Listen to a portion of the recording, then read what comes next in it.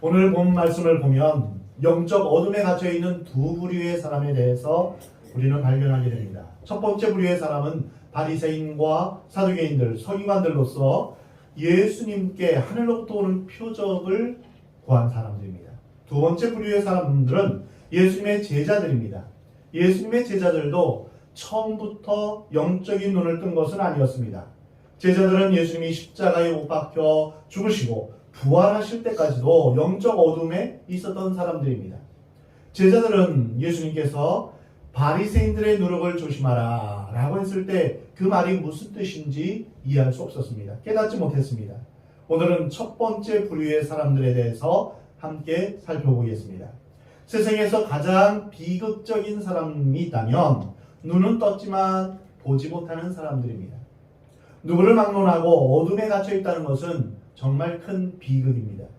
진리를 바로 볼 수 없을 뿐 아니라 빛의 세계에 이르지 못하기 때문입니다. 요한복음에서 빛이 어둠에 비추되 어둠이 깨닫지 못하더라 라고 했습니다. 영적으로 어둡다는 것은 하나님을 떠난 것을 의미합니다. 하나님은 빛이시다 라고 말씀하십니다. 빛 대신 하나님과 단절된 사람을 가리켜서 영적인 어둠에 있는 사람이다 라고 말합니다. 이 어둠 속에 있는 사람들은 절망과 죽음 그리고 죄와 사탄과 연관되어 있습니다. 혹시 어둠에 갇혀본 적이 있으십니까? 전기불이 나간 경우도 그 가운데 하나일 수 있지만 감옥이나 헤어나올 수 없는 깊은 절망 가운데 그런 답답한 상황 가운데 둘러싸여 있을 때 어떤 느낌이 있습니까? 우선 마음이 불안합니다. 어둠에 갇힌 사람은 불안하고 근심, 걱정이 많습니다. 내일에 대한 희망이 없을 뿐 아니라 모든 사람에 대해서도 의심과 적대심을 가지고 있습니다. 사람에게 의심과 미움과 적대감이 있는 사람은 거의 대부분 어둠에 사로잡혀 있는 경우입니다. 특별히 영적으로 무지하고 무감각한 사람들이 있습니다. 세상 일에는 똑똑하고 약바르면서도 영혼의 문제에 대해서는 무지하고 또한 무관심한 사람들입니다. 이런 사람들을 가리켜서 에베소서에는 그들의 중명이 어두워지고 그들 가운데 있는 무지함과 그들의 마음이 굳어짐으로 말미암아 하나님의 생명에서 떠나 있다라고 말씀하고 있습니다. 이런 사람들 가운데는 두 부류의 사람들이 있습니다. 깨우쳐주면 그 무지에서 벗어나는 사람들입니다. 근데 깨우쳐 주어도 벗어나지 못하는 사람들도 있습니다. 본문 말씀에서 말하는 바리새인들과 사두개인들, 서기관들은 깨우쳐 주어도 깨닫지 못한 사람들입니다. 출애굽한 이스라엘 백성들이 애굽에서 수많은 기적을 보았고 또한 광야에서 매일 내리는 만나를 먹었음에도 불구하고 깨닫는 마음과 보는 눈과 듣는 귀가 없었습니다. 마찬가지로 예수님 당시의 종교 지도자들도 예수님께서 귀신을 쫓아내시고 병자들을 고치시고 많은 무리를 먹이시는 그런 정말 다양한 기적들을 보면서도 깨닫지 못하는 그런 완악한 마음을 가졌던 것입니다. 그러나 예수님의 제자들은 일시적으로 영적 무지함에 있었지만 예수님께서 말씀과 성령으로 가르쳐 주셨을 때 조금씩 눈을 뜬 그러한 소망이 있는 사람들입니다. 여러분은 어떻습니까? 여러분은 날마다 영안이 열리고 있습니까? 성령의 도우심으로 말미암아 영적 세계, 하나님의 세계, 진리의 세계에 늘 가까이 가고 있습니까? 여러분 기도할 때 주님 저의 영적인 눈을 열어 주옵소서. 영안을 열어 제가 주의 영광을 보게 하옵소서. 주의 뜻을 분별하게 하옵소서. 이렇게 주님 앞에 기도하는 여러분 되시기 바랍니다. 오늘 본 말씀을 통해서 우리의 모습을 점검하고 비추는 시간이 되길 바랍니다.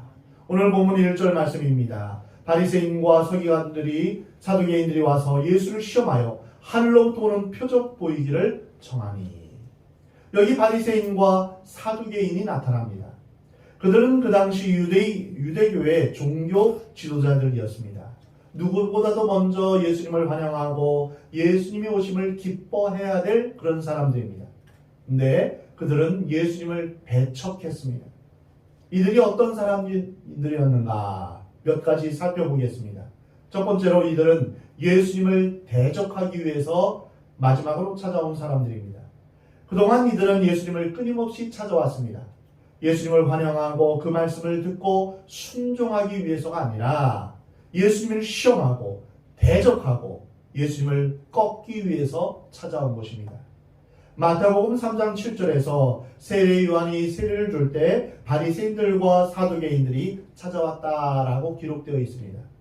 이들은 안식일의 문제를 가지고 예수님을 찾아와서 격렬하게 논쟁했습니다. 그리고 계속해서 성결의 문제, 장로의 전통을 왜 지키지 않는가, 왜 손을 씻지 않고 밥을 먹는가, 떡을 먹는가에 대해서 예수님을 향하여서 이제 힐난했습니다. 그래서 예수님께 도전하고 항의합니다. 오늘 본문 말씀에서도 사두개인들과 바리새인들은 예수님의 신성을 부인하기 위해서, 예수님의 구원을 거부하기 위해서 찾아왔습니다. 근데 성경을 보면 이후로부터 예수님은 이들과 논쟁하지 않으시고 십자가에 못 박혀 돌아가실 때까지 제자들에게 집중하는 모습을 보이십니다. 바리새인들과 사두개인들은 유대 사회에서 존경받는 그런 계급입니다. 그러나 실제로는 가장 불쌍한 사람들입니다. 요즘 세상에도 그런 사람들이 많이 있습니다.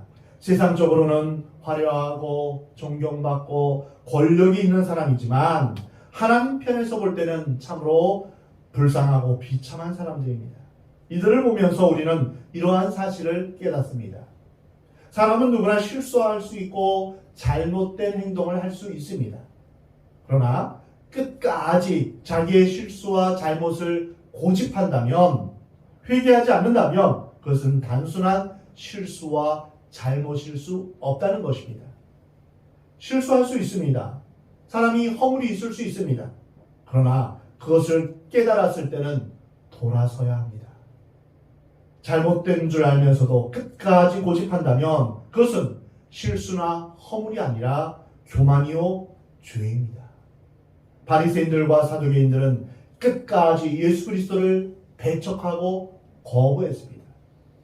이 세상에서 제일 불쌍하고 어리석은 사람은 만왕의 왕이신 예수님을 거부하는 사람입니다. 예수님을 배척하고 거부하면 아무런 소망이 없습니다. 구원이 없습니다. 죄의 용서함이 없습니다. 바리새인과 사두개인들은 누구보다도 하나님의 말씀을 안다고 자부하는 사람들이었지만, 예수님의 말씀을 직접 들었고 예수님의 기적을 직접 보았지만 완악한 마음으로 예수님을 거부했습니다. 구원의 기회가 그들에게는 너무나 많이 있었습니다.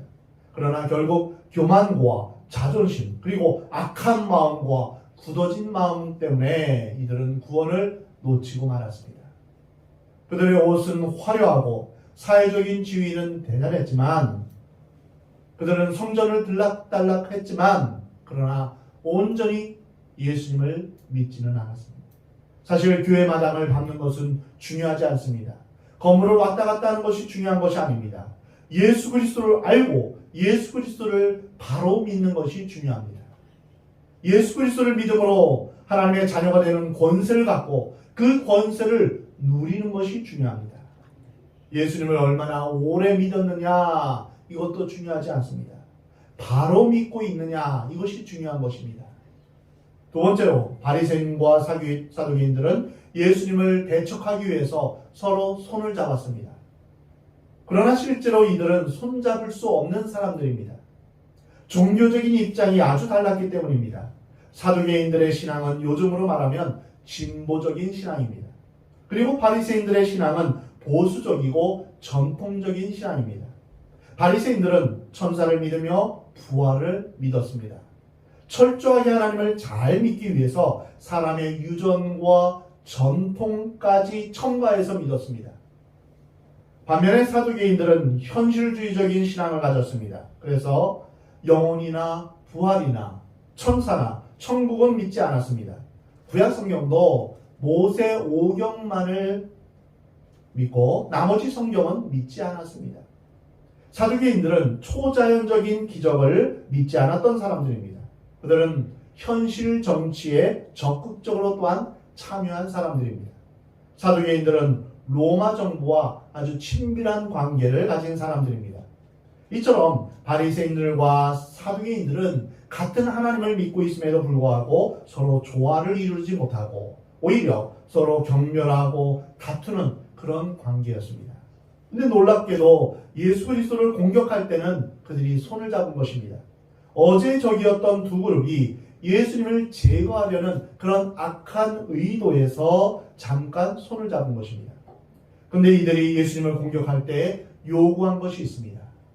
그것은 하늘로부터 오는 표적을 보여달라 하는 것입니다. 이들의 요구는 세련되고 지성적입니다. 천박하고 반대하는 것이 아니라 합리적인 이론으로 성경적인 근거를 가지고 예수님께 대항하는 모습을 보여줍니다. 하늘로부터 오는 표적, 이것은 굉장히 재미있는 뜻을 내포하고 있습니다. 바리새인들에게 있어서 하늘로부터 오는 표적은 어떤 의미일까요? 바리새인들은 철저하게 하늘로부터 오는 표적과 기사가 있다라고 믿고 있었습니다. 그런데 이들의 생각에는 예수님이 행하신 모든 기적과 능력은 하늘로부터 온 것이 아니라 땅으로부터 온 것이라고 보았습니다. 그래서 예수님이 행하시는 기사와 능력을 보았을 때 그것은 하나님의 힘이 아니라 귀신의 왕인 바알세불의 힘을 빌어서 행한 능력이다, 이렇게 해석했던 것입니다. 바리새인들은 예수님이 행하신 기적은 하늘로부터 온 능력이 아니라 이방인들의 세계에서 볼 수 있는 최면이나 마술을 통해서 기적을 행한 것과 같다고 그렇게 생각했습니다. 그래서 바리새인들은 하늘로부터 오는 기적을 보여달라고 그렇게 예수님께 도전한 것입니다. 반대로 사두개인들은 하늘로부터 오는 표적은 있을 수 없다, 이렇게 생각했습니다. 그들은 기적과 천사와 부활에 대해서 믿지 않았습니다. 그래서 예수님께서 하늘로부터 오는 표적을 보여달라 이렇게 도전한 것입니다. 하늘로부터 오는 표적은 없다. 그러니 이 예수는 이 표적을 보여줄 수 없을 것이다. 사두개인들은 이렇게 생각하고 있었습니다. 이런 관점에서 두 그룹이 힘을 합쳐서 예수님을 시험한 것입니다. 그들이 표적을 구한 것은 완악한 마음과 불신에서 오는 것입니다. 요즘 세상에서도 이렇게 말하는 세상 사람들이 있습니다. 나에게 기적을 보여달라. 그러면 내가 믿겠다. 이것은 완악한 마음에서 불신에서 오는 그러한 말입니다. 모세가 이스라엘 장로들 앞에서 지팡이가 뱀이 되는 그런 기적을 행했습니다. 엘리야는 하늘에서 불을 내리는 기적을 행했습니다. 근데 중요한 것은 왜 이런 하나님의 종들이 기적을 행해야만 했냐는 것입니다. 그것은 이스라엘 백성들의 마음이 너무나 완악해서 하나님의 종들을 믿지 않았기 때문입니다. 원래 하나님의 백성들은 표적이 필요하지 않습니다. 선지자의 말씀을 들으면 그 말씀이 하나님의 말씀인지 아닌지 바로 알 수 있기 때문입니다. 양들은 목자의 음성을 알기 때문입니다. 이스라엘 백성들은 예수님의 말씀만 듣고도 바로 이분이 하나님이 보내신 분이구나 라는 것을 알 수 있었습니다. 그러나 이들은 표적을 구했습니다. 예수님을 믿지 못하고 오히려 예수님을 시험하려고 한 것입니다. 이런 악한 마음이 가득한 도전 앞에서 예수님은 어떻게 말씀하십니까? 마가복음 8장에 보면 예수님은 마음속 깊이 탄식하셨다, 이렇게 기록되어 있습니다. 영적 진리를 모르고 모함거리만을 찾고 있는 그들이 안타까워서 주님은 마음 깊이 탄식하신 것입니다. 오늘 본문 2절 3절 말씀입니다. 예수께서 대답하여 이르시되 너희가 저녁에 하늘이 붉으면 날이 좋겠다 하고 아침에 하늘이 붉고 흐리면 오늘은 날이 굳겠다 하나니 너희가 날씨는 분별할 줄 알면서 시대의 표적은 분별할 수 없느냐. 이것이 우리에게 주시는 하나님의 음성입니다. 세상 일에는 그렇게 밝으면서 돈 버는 일에는 그렇게 눈이 밝으면서 영적인 일에는 그렇게 무지하고 무관심하냐, 이러한 뜻입니다. 예수님 당시에 속담 가운데 이런 것이 있습니다. 저녁에 하늘이 밝으면 항해자들이 기뻐하고 아침에 하늘이 붉으면 항해자들은 조심한다. 이처럼 그들은 자연의 이치를 잘 알았습니다. 체득했습니다. 농사를 어떻게 짓는 줄도 알았고 고기를 어떻게 잡는 줄도 알았습니다. 그리고 항해를 어떻게 해야 되는 줄도 알았습니다. 이처럼 삶의 지혜가 있었습니다. 그러나 종교 지도자라고 자칭하는 사람들, 신앙을 독점했다는 사람들이 놀랍게도 하나님의 무지로 가득 차 있음을 예수님은 말씀하신 것입니다. 여기서 우리는 시대의 표적이라는 말씀을 귀 기울여야 합니다. 이 말은 구약에 약속한 그리스도께서 메시아로 오시는 표적을 의미합니다. 그것은 하나님의 나라가 지금 임하는 것과 또한 구원의 때가 임하는 것을 보여주는 시대의 표징입니다. 메시아가 올 때는 이런 일들이 있을 것이다. 안진뱅이가 일어나고 맹인이 눈을 뜨고 여러 가지 기적과 표적이 나타날 것이다.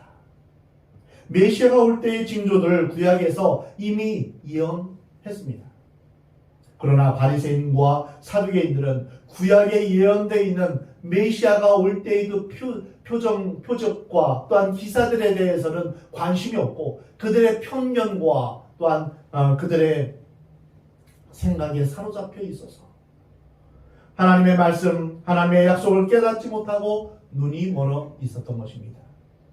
그들은 듣기는 들었어도 깨닫지를 못했습니다. 이와 같은 말씀이 이제 누가복음 12장에 있습니다. 또 우리에게 이르시되 너희가 구름이 서쪽에서 이른 것을 보면 곧 말하기를 소나기가 오리라 하나니 과연 그러하고 남풍이 부는 것을 보면 말하기를 심히 더우리라 하나니 과연 그러하니라.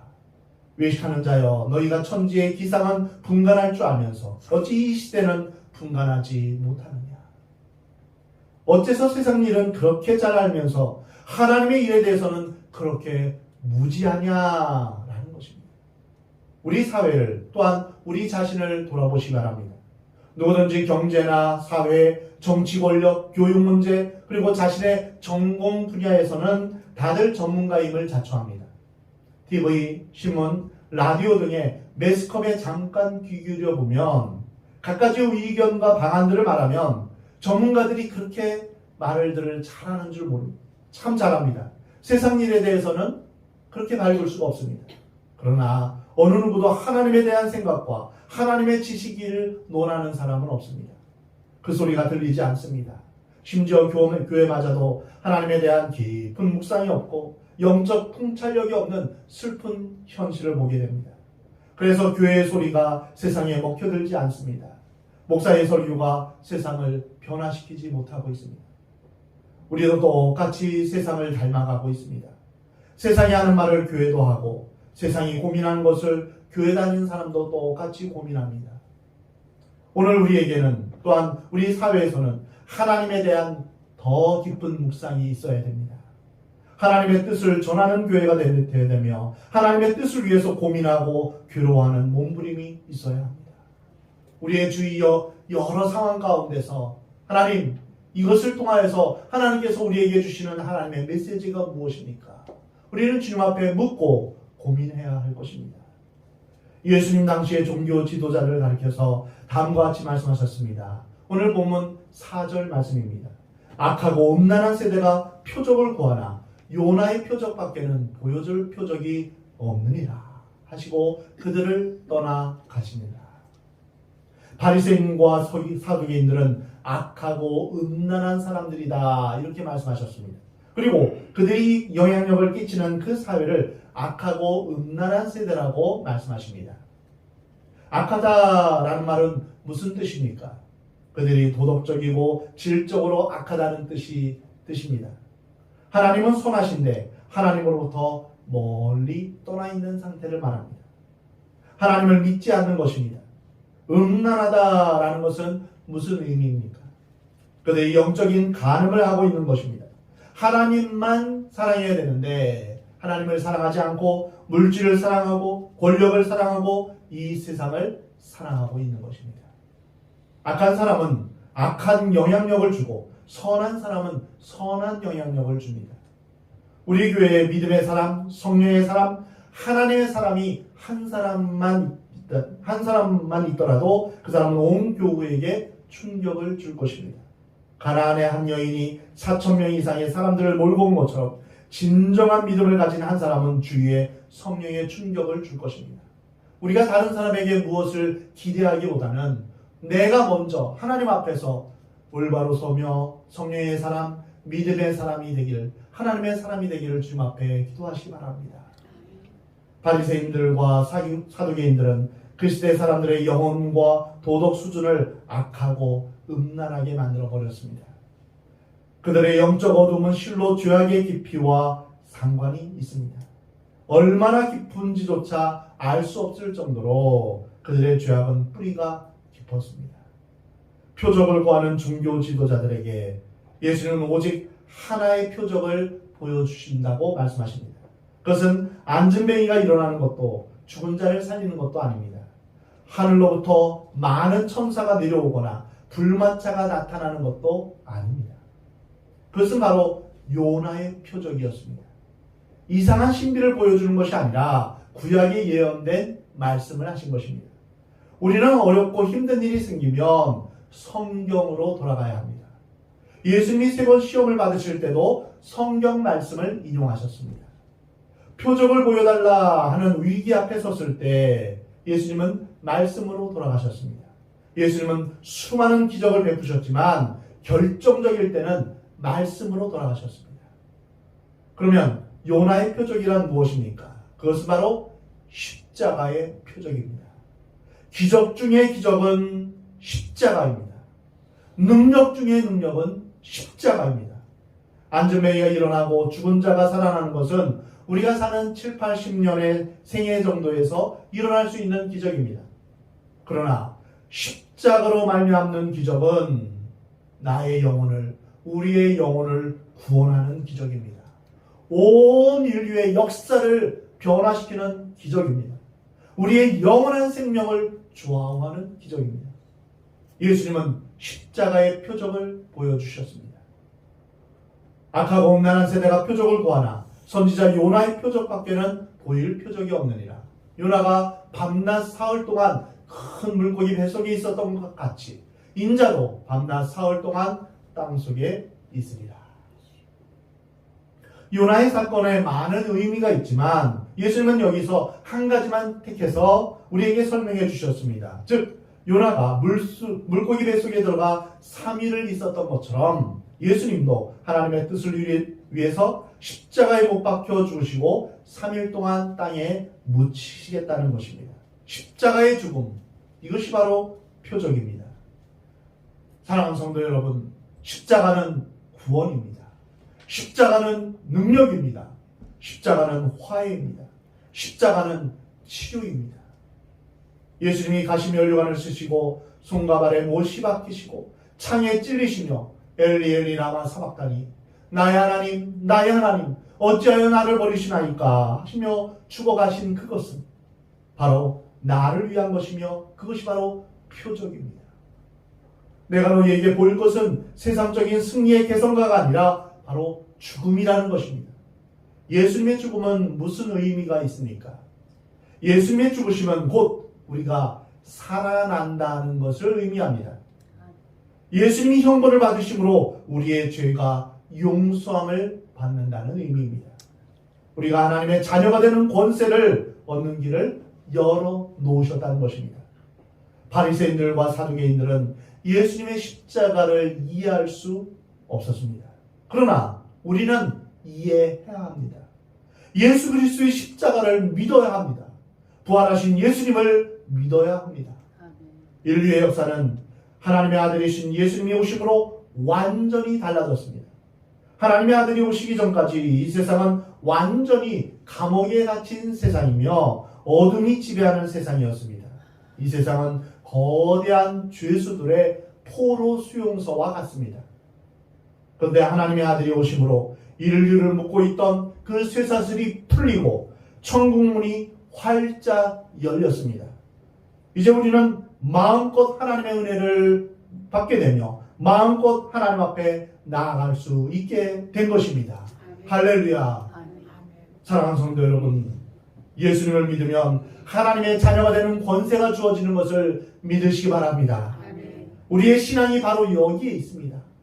십자가의 도가 멸망하는 자에게는 미련하게 보입니다. 어리석게 보입니다.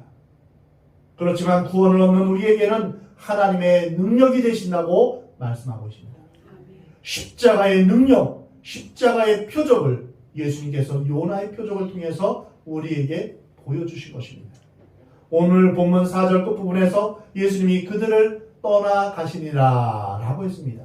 우리는 지금 예수님이 우리와 함께 계심을 감사해야 합니다. 만약 우리가 예수님을 믿는다고 신하면 예수님께서도 하늘에 계신 아버지 앞에서 우리를 신하신다 말씀하십니다. 우리가 예수님을 부인하면 예수님도 우리를 부인하신다고 말씀하십니다. 오늘 본문에서 예수님을 부인하던 바리새인들과 사두개인들로부터 예수님은 떠나시고 말았습니다. 그들과 결별하신 것을 의미합니다. 간절하고 안타까운 심정으로 수없이 그들에게 영적 진리를 가르쳐 주셨음에도 불구하고 그들은 교만과 악한 마음 때문에 깨닫지 못한 것입니다. 참으로 슬픈 일입니다. 이 세상에서 가장 슬프고 고통스러운 것은 바로 하나님을 떠나는 것입니다. 우리의 생명의 근원 되시며 복의 근원 되신 하나님과 끊어지는 것입니다. 만일 사람이 이 마지막 기회를 저버리고 이 마지막 말씀 듣기를 거부하며 이 최후의 호소를 배척하면 또 다른 어떤 기회가 남아있겠습니까? 예수님을 부인하면 결국 땅을 치며 이를 갈면서 크게 후회하게 될 것입니다. 사랑하는 성도 여러분, 여러분은 예수님을 만나게 되는 복받은 사람들입니다. 하나님의 은혜가 장대비처럼 쏟아지는데 뚜껑을 닫아놓으면 아무리 큰 그릇이라도 빗물을 받을 수 없습니다. 아무리 하나님의 은혜가 쏟아지는 곳에 있어도 아무리 하나님의 말씀이 주어지는 곳에 있더라도 마음을 열어야 간절한 마음을 가져야 그 하나님의 말씀이 내 것이 될 수 있습니다. 몸만 교회 왔다 갔다 하면서 헌금만 하면 무슨 소용이 있습니까? 마음이 와 있어야 합니다. 마음을 열어야 합니다. 하나님을 만나야 합니다. 예수님의 십자가가 우리의 영혼 가운데 살아 움직여야 합니다. 예수님의 십자가 보혈이 여러분을 깨끗하게 하고 여러분을 새롭게 하는 그러한 경험이 여러분 가운데 있기를 주의 이름으로 축원합니다. 사랑하는 성도 여러분, 악하고 음란한 세대가 표적을 구합니다. 어떤 세상 사람들은 하나님 저에게 기적을 보여주십시오. 그러면 믿겠습니다. 이렇게 세상 사람들은 완악한 마음으로 부르짖지만 여러분은 예수 그리스도의 십자가의 표적을 믿고 예수님의 능력이 예수님의 십자가의 능력이 우리를 구원하신다는 것을 온전히 신뢰하며 사는 여러분 되시기 바랍니다. 사랑하는 성도 여러분, 우리의 구원자이신 예수님께서 다시 오실 그날이 가까이 옴을 여러분 분별하시기 바랍니다. 이 시대를 분별하기 위해서는 다른 어떤 것보다도 성경을 보아야 합니다. 왜냐하면 성경은 우리를 향하신 하나님의 구원 계획을 말씀하고 있기 때문입니다. 하나님의 말씀 가운데 십자가의 표적, 십자가의 은혜, 십자가의 그 사랑을 경험하는 여러분 되시기 바랍니다. 사랑하는 성도 여러분, 말씀을 통해서 또한 우리 주님이 오실 때를 분별하며 다시 오실 주님을 맞이하는 준비를 하는 저와 여러분이 되기를 우리 하나님은 원하십니다.